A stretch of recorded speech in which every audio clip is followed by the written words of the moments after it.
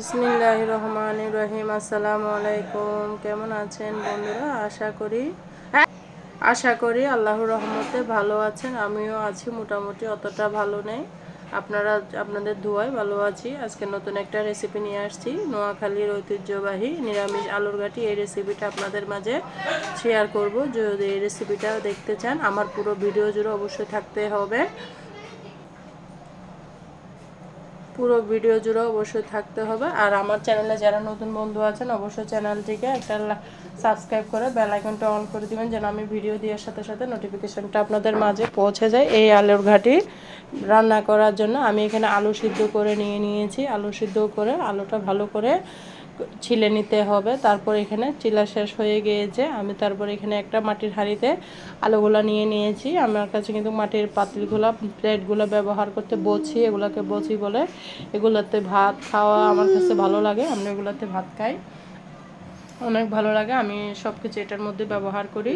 আর আলুগুলোকে হাত দিয়ে চটকিয়ে নিতে হবে। আপনারা চাইলে পিষনার মধ্যে পিষিয়ে নিতে পারেন।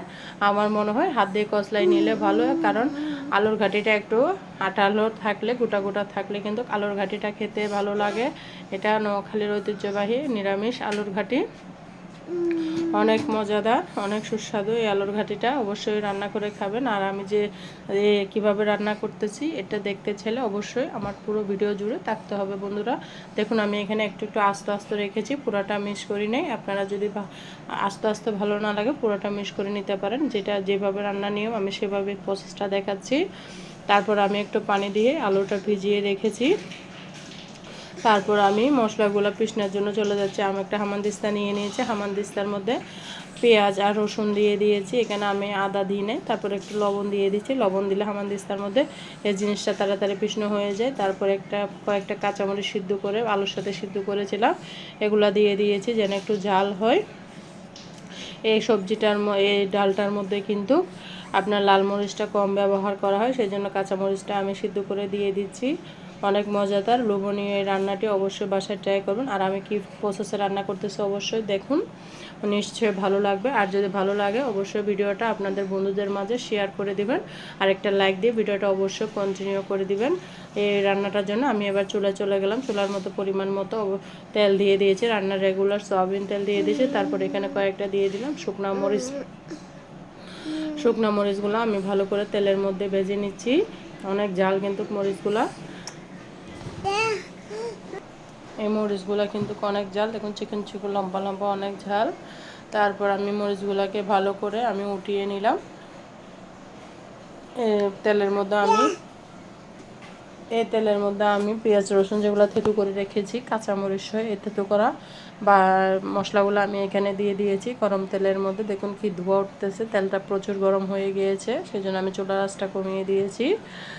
এগুলোকে আমি ভালো মতে কষিয়ে নিতে হবে, যেন পেঁয়াজ রসুনের কাঁচা গন্ধটা চলে যায়। তারপর একটু লবণ দিয়ে দিয়েছি। আমি সবসময় পেঁয়াজের মধ্যে আগে লবণ দিয়ে দিই। পেঁয়াজটা লবণ দিয়েও ভালো করে নেড়ে চেড়ে দিতে হবে। আর বন্ধুরা, তোমরা লাইক দিতে ভুলে যাও, অবশ্যই একটা লাইক দিয়ে ভিডিওটা কন্টিনিউ করবে। এখানে আমি নিয়ে নিয়েছি মরিচের গুঁড়া, হলুদের গুঁড়া, আর একটু নিয়ে নিয়েছি ধনে জিরার গুঁড়া। অবশ্যই অল্প অল্প নিয়েছি, বেশি দিই না, কারণ আলুর ঘাটিটা অতটা মশলা লাগে না, সেজন্য অল্প অল্প পরিমাণে দিয়ে দিয়েছি। হাফ চামচ মরিচের গুঁড়া, 1 চামচ হলুদের গুঁড়া, তারপর দিয়ে দিয়েছি এই ধনে জিরার গুঁড়া হাফ চামচ মতো, লবণ আগে দিয়ে দিয়েছি। দেখুন এগুলো আমার ভাজা শেষ হয়ে গিয়েছে। ভাজার পরে আমি এই মশলাগুলো এখানে ঢেলে দিব। পানি দিয়ে মশলাগুলো দিলে কিন্তু পুরো চার্জ থাকে না, সেই জন্য আপনারা অবশ্যই মশলাগুলো দেওয়ার আগে একটা বাটির মধ্যে নিয়ে এইভাবে পানি দিয়ে গুলিয়ে দিবেন, তাহলে আপনাদের মশলাগুলো পুড়ে যাওয়ার চান্স থাকে না। মশলাটা পুড়ে গেলে কিন্তু খেতে ভালো লাগে না, গন্ধ লাগে। এই জন্য এইভাবে যদি আপনারা মশলা দেন, নতুন রাঁধুনি যারা তাড়াহুড়ো করতে যেয়ে মশলাটা পুড়াই ফেলেন, আমি বলবো এইভাবে আপনারা বাটিতে একটা মশলাগুলো নিয়ে পানি দিয়ে গুলিয়ে তেলের মধ্যে দিবেন, আপনাদের রান্নাটা পারফেক্টভাবে হবে। আমরা আগে এক সময় রান্নাবান্না পারতাম না, এই ইউটিউবের সাহায্যে আমরা রান্নাবান্না শিখেছি। আমি মশলাগুলোকে ভালো করে নেড়ে চেড়ে কষিয়ে নিচ্ছি। মশলাটা যত কষাবেন আলুর ঘাটিটা তত কিন্তু অসাধারণ হবে, খেতে দুর্দান্ত হবে। এই আলুর ঘাটিটা যে অসাধারণ হয়েছিল, আমার ছেলে বলতেছে অনেক মজা হয়েছে আম্মু। আমি জীবনে ফার্স্ট রান্না করছিলাম, আমার শাশুড়ি একবার খাওয়াইছিল, সেই জন্য এই মজাদার এই লোভনীয় রান্নাটি আজকে আপনাদের মাঝে রান্না করে শেয়ার করে দিলাম। অবশ্যই ভালো লাগবে রান্নাটি। দেখুন আলুগুলোকে আমি আরেকটু হাত দিয়ে চটকে নিয়েছি, পানি দিয়েছিলাম, পানিগুলো টেনে নিয়েছে। তারপর এখানে আমি আরেকটু পানি দিয়ে দিচ্ছি। তারপর এগুলো আমি মশলার মধ্যে ঢেলে দিব। ঢেলে ভালো করে কষিয়ে নিতে হবে অবশ্যই, যেহেতু এটা পাতলা জিনিস অবশ্যই তলার মধ্যে লেগে যাবে, সেই জন্য বারবার নেড়ে ছেড়ে এগুলো কিন্তু কষিয়ে নিতে হবে, না হলে মশলার গন্ধটা যাবে না। এই জন্য আলুর সাথে ভালো করে নেড়ে চেড়ে মশলাটা ঢুকিয়ে কষিয়ে নিতে হবে। অনেক মজাদার, আপনারা একবার হলো বাসায় এই রান্নাটা ট্রাই করবেন। আমি আজকে নিরামিষ রান্না করেছি, আপনারা চাইলে অন্য কিছু দিয়ে মাছ মাংস দিয়ে রান্না করতে পারেন। আমার কাছে নিরামিষটাই ভালো লাগে, সেই জন্য আমি নিরামিষ আলুর ঘাটিটাই রান্না করেছি। খুব অসাধারণ মজাদার এই রান্নাটি, খুব ভালো লাগে আমার কাছে খেতে। আমার কাছে ভীষণ ভীষণ ভালো লেগেছিল। খাওয়ার পরে আজকে ভিডিওটা আপলোড দিচ্ছে, অনেক মজা হয়েছিল। দুপুরে রান্না করেছিলাম, তাই ভাবলাম আপনাদের মাঝে আজকে ভিডিওটা শেয়ার করে দিই বন্ধুরা।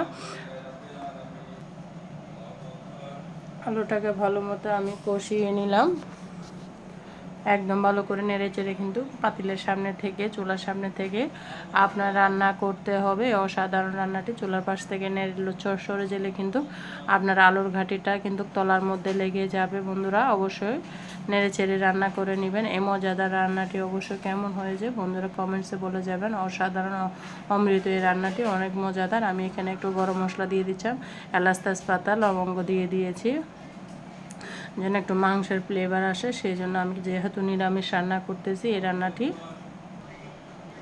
দেখুন আমার কষানো হয়ে গিয়েছে, পানিগুলো টেনে নিয়েছে। কষানো এমনভাবে কষিয়েছি যেন পানিগুলো কমে যায়। তারপরে এখানে আমি গরম পানি দিয়ে দিচ্ছি। অবশ্যই আলুর ঘাটির মধ্যে গরম পানি দিবেন যেন তাড়াতাড়ি হয়ে যায়, সেই জন্য আমি গরম পানি দিয়ে রাখছি চুলার মধ্যে। এক চুলায় রান্না করতেছি, অপর চুলার মধ্যে আমি গরম পানিটা বসিয়ে রেখেছি। অনেক রোদের তাপ আসতেছে দেখুন পাতিলের মধ্যে, যেহেতু জানালার পাশে আমার চুলাটা, সেই জন্য রোদ প্রচুর। দেখুন এখানে আমি গরম পানিগুলো দিয়ে দিচ্ছি। খুবই মজাদার রান্নাটি, অবশ্যই ট্রাই করবেন। আর কেমন হয়েছে অবশ্যই কমেন্টসে বলে যাবেন। দেখুন আমি এখানে পরিমাণ মতো পানি দিয়ে দিয়েছি। পানিগুলো একটু বলক করে শুকিয়ে নিতে হবে। যতটুকু আমি ঘনত্ব রাখবো ততটুকু করে নিব, আপনারা আপনাদের পছন্দ মতো ঘনত্বটা রাখি দিবেন। দেখুন আমি বারবার নেড়ে চেড়ে রান্না করতেছি এই মজাদার রান্নাটি। আর আমার ভয়েসের মাঝে যদি কোনো ভুল ত্রুটি হয়ে থাকে অবশ্যই বন্ধুরা ক্ষমার দৃষ্টিতে দেখবা। অবশ্যই ভুল হয়, আমি তো মানুষ, নতুন করে কাজ করতেছি ইউটিউবে। তোমাদের ভালোবাসায় এত দূর আসছে, নিশ্চয়ই আরও সামনের দিকে চলে যাব তোমাদের ভালোবাসায় দোয়ায়। আর আমি যে শুকনো মরিচটা ভেজে নিয়েছিলাম এটা একটু ভেঙে আমি দিয়ে দিয়েছি, একটা ভালো একটা ফ্লেভার আসবে, সেই জন্য অনেক ভালো মজা লেগেছিলো এই শুকনো মরিচের কারণে। তারপর আমি ভালো করে নেড়ে চেড়ে রান্না করে নিচ্ছি। অনেকক্ষণ ধরে নাড়াচাড়া করতেছি, আপনাদের সাথেও শেয়ার করতেছি। আর কোথায় ভুল হচ্ছে অবশ্যই বলে দিবেন, আর খারাপ হলেও বলবেন, ভালো হলেও বলবেন। তারপর আমার কাছে কিন্তু ভালো লাগবে, আপনারা যদি কমেন্টস করেন অনেক অনেক ভালো লাগবে।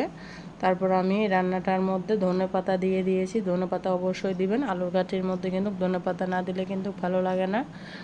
আর অবশ্য ধনেপাতা দেওয়ার চেষ্টা করবেন, কারণ নিরামিষ যেহেতু সব মশলা দিয়ে এই নিরামিষটা রান্না করতে হবে। অসাধারণ এই নিরামিষ আলুর ঘাটিটা খুব লোভনীয়, খুব মজাদার। দেখুন আমার আলুর ঘাটিটা কমপ্লিট হয়ে গিয়েছে। অবশ্যই আপনারা আমার চ্যানেলে নতুন হয়ে থাকলে চ্যানেলটিকে সাবস্ক্রাইব করে দিবেন আর বেল আইকনটা অল করে দিবেন, নোটিফিকেশনটা আপনাদের মাঝে পৌঁছে যাবে। দেখুন আমার আলুর ঘাটি পারফেক্টভাবে রেডি হয়ে গেছে। আর একটু ডেকোরেশনের জন্য আমি ধনেপাতা দিয়ে দিয়েছি, খুব লোভনীয় হয়েছিল এই নিরামিষ নোয়াখালীর ঐতিহ্যবাহী নিরামিষ আলুর ঘাটি। অসাধারণ রান্নাটি আপনারা বাসায় একবার হলে ট্রাই করবেন। ভিডিও জুড়ে যারা তখন পর্যন্ত ছিলেন সবাইকে অসংখ্য অসংখ্য ধন্যবাদ। আজকের মতো এ পর্যন্ত। আল্লাহ হাফেজ, আসসালামু আলাইকুম।